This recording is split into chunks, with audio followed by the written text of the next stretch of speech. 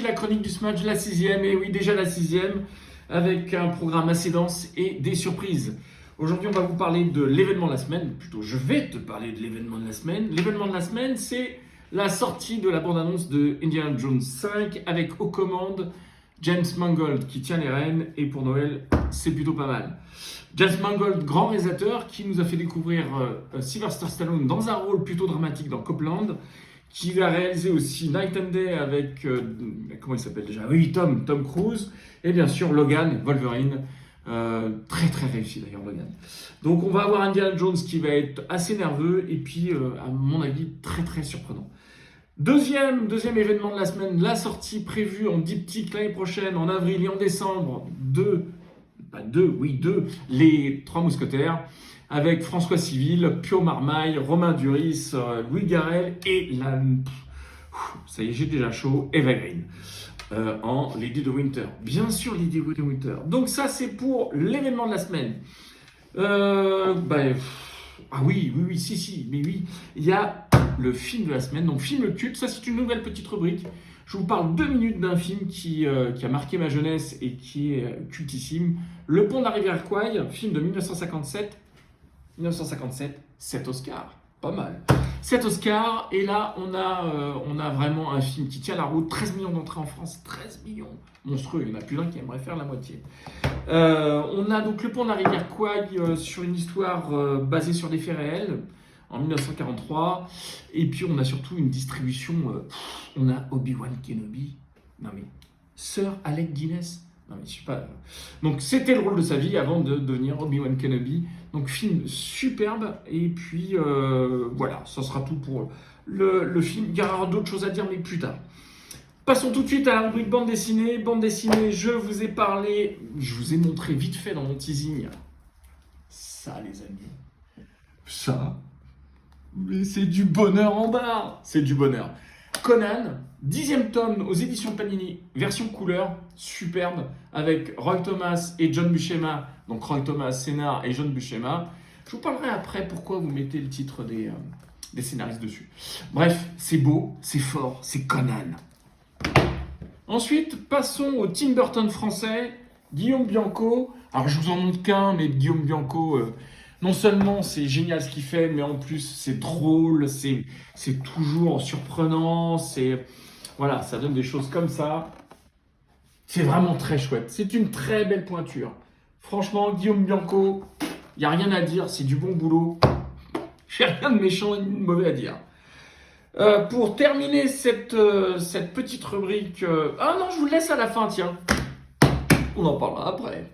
Oui, il faut que je parle de mes revues. La meilleure revue du monde. La meilleure revue du monde. C'est pas mal comme ça, hein. Rokirama vient de sortir Batman le défi. Un régal. Moi qui lis toujours très longtemps, j'ai lu très très vite. Ça détaille, non, ça fourmille de détails, c'est croustillant, c'est pimpant, c'est éclatant, c'est étincelant, c'est chouette. Pour terminer cette rubrique, vous voyez, hein, je suis... Oh là là, Otomo. Alors, bien sûr, quand la meilleure revue du monde en fait une autre revue, à part Les Pieds dans la mayonnaise, vous avez Otomo. Donc, pour les milliums comme moi, vous avez un spécial Ulysse 31. Et franchement, c'est top. Pour terminer cette rubrique, c'était dense, hein, on y va. Le nouveau patron des Brigades du Tigre, je vous présente Arnaud Poitvin. Enfin, je vous présente Arnaud Poitvin. Hey, salut! Je n'y connais rien en Brigade du Tigre en revanche. Arnaud, merci d'être là. Oui? Merci d'être là ce soir avec moi pour ce moment qu'on va appeler la séance dédicace. D'ailleurs, que tu es en train de mener tambour battant. C'est ça. J'ai le plaisir de te connaître avec une bande dessinée qui s'appelle La Croisière Jaune, si ma mémoire est bonne, qui était sortie chez Cadran. Et puis j'ai vu ton évolution avec Régis Sautière, qui t'accompagne depuis lors, je pense, et qui est un grand scénariste, puisqu'il a fait La Guerre des Lulus, et puis encore une activité assez importante. Comment vous êtes rencontrés ? Alors, on s'est rencontrés à Saint-Malo, figure-toi. À l'époque, il regardait les dossiers chez un éditeur, et je lui ai montré mon dossier. Et à la fin de ce fameux dossier, je présentais une BD qui était nulle, puisque personne n'en voulait. Et à la fin, j'avais fait des petits dessins de bagnole sur la croisière jaune. Et là, il me dit mais c'est drôle, j'en ai parlé avec mon père cette semaine qui m'a dit il faut absolument faire une histoire, une BD sur cette histoire incroyable. D'ailleurs, la croisière jaune, ça date de 1931, la date anniversaire. Oui, 1930. Ouais. Il y a eu plusieurs croisières, hein. On n'a choisi que la jaune. Mais il y en a une 10 ans avant, c'était en Afrique. Ils avaient prévu d'en faire une aussi plus tard en Antarctique, voilà, dans la neige. Ça devait être la croisière blanche. Ouais, c'est une bonne couleur. Ils l'ont fait. Oui et non, ils l'ont pas tout à fait faite. Parce que Citroën après la croisière jaune, Citroën a perdu sa société. Et il a tout perdu avec cette croisière. Et voilà, il a dû arrêter. Instamment. Et comment on arrive de la croisière jaune au cabaret des ombres, qui est devenu donc la série Les Spectaculaires, c'est ça? Ouais, alors en fait, on passe par un échec, c'est-à-dire on fait une série qui ne marche pas du tout, la croisière jaune. Voilà. Voilà. Et puis Régis m'a dit, mais est-ce que ça te dirait qu'on continue de travailler ensemble? Alors j'ai été surpris et flatté, et il me dit, est-ce que tu aurais, toi, une idée de ce que tu voudrais dessiner? Régis aime beaucoup partir d'une idée de dessinateur. C'est pour ça que Régis a autant de séries avec des thématiques aussi différentes. C'est parce qu'il aime bien rentrer dans l'univers d'un autre et se le réapproprier en fait. Et ça, c'est chouette. Ça fait sa variété. Moi, je trouve ça génial comme concept en fait. Donc là, vous êtes déjà au 6e tome. Là, on est au 6e tome. Donc moi, je voulais faire des super-héros nuls français dans le vieux Paris. Ouais. Et après, Régis, lui, évidemment, moi, j'ai pas du tout écrit une ligne de l'histoire. Hein. Régis, après, c'est lui qui a ramené le côté circassien. Voilà.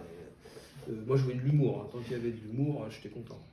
Bon, on le voit d'ailleurs hein, sur le premier tome avec ces personnages très différents, tricheurs un peu par rapport à leur pseudo-pouvoir qu'ils n'ont pas, et sur un premier deal qu'ils acceptent pour une question d'argent. Ah bah oui, ils sont sur la paille. En fait, ils tiennent un cabaret et le cabaret marche pas du tout parce que en fait, le cinéma vient d'arriver et c'est extraordinaire et les gens ne veulent plus de spectacle vivant, ils veulent voir des images qui bougent en fait. Et c'est un moment où énormément de cabarets enfermés, c'était très galère. Et d'ailleurs, je me suis inspiré d'un cabaret qui existait à l'époque qui s'appelait Cabaret des Truands, je crois. Et tout ça, hélas, ça a disparu. Ils faisaient des façades incroyables avec des sculptures en trucs qui devaient brûler très vite. Je sais pas trop en quoi c'était fait. Mais... donc t'as dû. Je pense pas que c'était de la pierre. Moi, à mon avis, pas sûr. Mais donc t'as dû énormément te documenter, t'as fait un travail de fond. Ouais, parce que même si c'est de la BD jeunesse, enfin entre guillemets jeunesse, moi je trouve pas que c'est de la BD jeunesse, c'est plutôt de la tout public, moi je dirais. Moi j'ai énormément cherché je voulais en fait que Paris fasse partie vraiment de la série, que ce soit crédible quoi. Et j'avais envie de dessiner cette période-là parce que tout était beau à l'époque. Tu vois, la moindre brosse à dents, elle est belle quoi. Tu vois, c'était avant l'avènement du plastique quoi, donc tout était beau. Et j'avais envie de dessiner des beaux objets, les voitures, tout ça, tout était beau. Maintenant, on voit qu'il y a un souci du détail. Je n'aime pas dessiner les voitures de maintenant, je les trouve pas intéressantes, parce qu'elles n'ont pas d'identité, elles se ressemblent toutes. Il y a moins de courbes. Là, à l'époque, c'était vraiment, tout était magnifique. Quoi. Et vous avez une idée avec Régis du nombre d'albums que vous voulez faire? Pas du tout, tant qu'on a des idées, puis qu'on est suivi par le lectorat et notre éditeur, bien sûr, on continue. À tel point que là, on va commencer une série parallèle en fait. Ah, vous allez faire comme on dit maintenant, des spin-offs? Alors, c'est pas tout à fait un spin-off, c'est plutôt un prequel. I'm sorry. I apologize. Yeah. Ouais, plutôt genre Star Wars, donc, tu vois. Ah, ok. On va faire... Donc une analogie. Donc on fait une trilogie. Oui, d'abord on fait une trilogie. Trilogie préquelle. Exact. Où on va raconter la jeunesse des spectaculaires, comment ils se sont, comment ils sont rencontrés. Voilà. Un petit peu dans l'esprit de la guerre des Lulu, quoi, donc les petits jeunes ensemble. Ouais, on va les voir devenir ce qu'ils sont. Et en fait, le troisième tome sera juste quasiment la première page de celui-ci, en fait. D'accord. On se raccrochera au premier tome. Il n'y aura pas 36 il y a un fil conducteur entre les deux. C'est vraiment, il y a un fil conducteur sur les trois. Mais on veut que ce soit quand même des histoires complètes, une intrigue complète à chaque album, parce que nous on voulait ça. une intrigue complète, où les gens ils prennent le 3, le 1, ce qu'ils veulent, ils lisent une histoire. On voulait faire un peu notre Astérix ou notre Lucky Luke. Avoir une aventure par album. Voilà, c'était ça un peu le concept. On voulait refaire un petit peu ce que nous on aimait enfant, c'est-à-dire à Noël tu avais un Astérix et puis tu pouvais le passer. Ton grand-père le lisait, ta mère le lisait, enfin tu vois, on voulait faire une BD comme ça. Et comment on arrive chez Rue de Sèvres? Parce que Rue de Sèvres, au tout départ, avec quand même, il y a eu Alex Alice qui est rentré chez Rue de Sèvres, donc ça fait quand même une forme d'authenticité et puis une patte en disant si Alex Alice, qui après avoir fait Siegfried de mémoire et le Troisième Testament, le voir arriver avec sa nouvelle série, ça a conditionné peut-être d'autres auteurs. Qu'est-ce qui s'est commencé Je t'avoue que je sais pas trop. Hein. Moi j'ai déjà été en panique quand j'ai signé parce que j'étais l'illustre inconnu du catalogue. Donc j'ai commencé à transpirer, j'arrivais plus à ancrer mes pages, je me dis mais qu'est-ce que je fais là, il y a que des stars. Bon bah je m'y suis fait.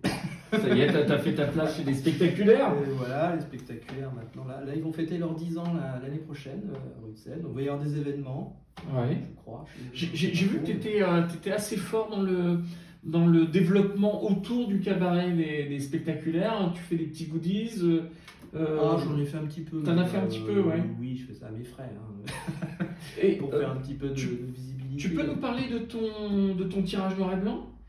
Ah oui, alors là, c'est pas un goodies, là, c'est carrément autre chose. Oui, alors avec un ami, en fait, on a décidé de faire un beau tirage, comme un tirage de tête, mais à prix plus raisonnable.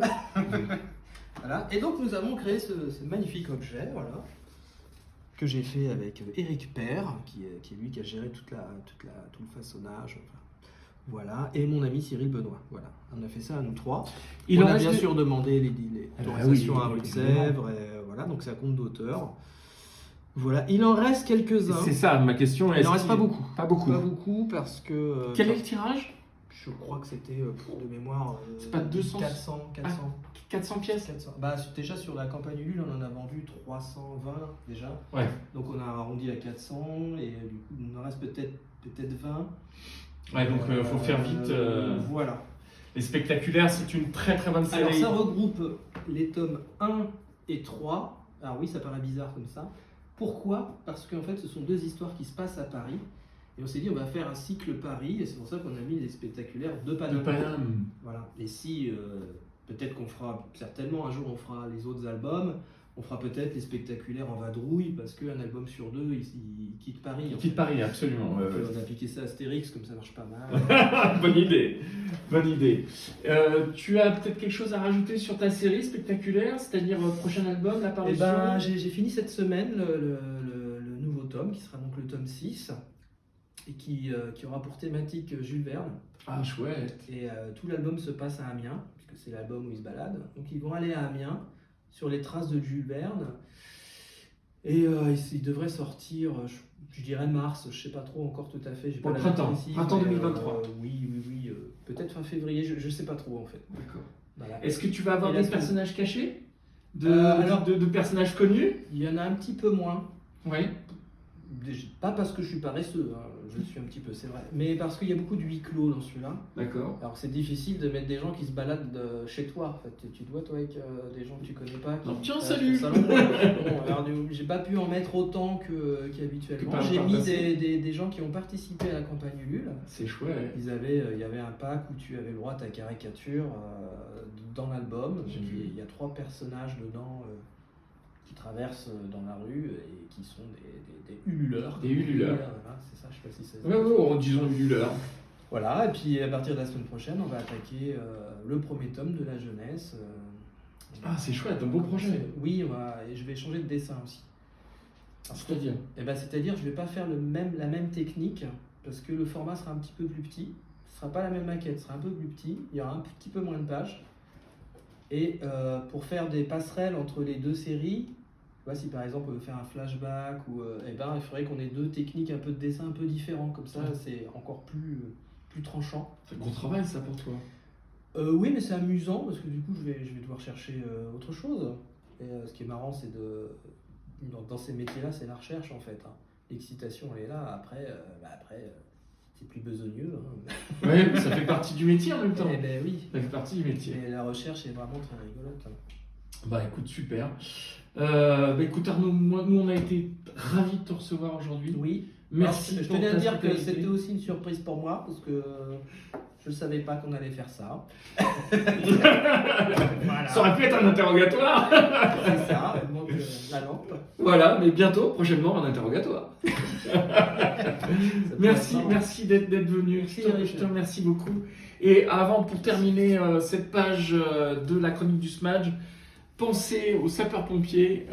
Ils sont là pour nous tous les jours. Même quand ils sont pas là, ils sont toujours là. Achetez leur calendrier. Salut mes petits SMAJiens.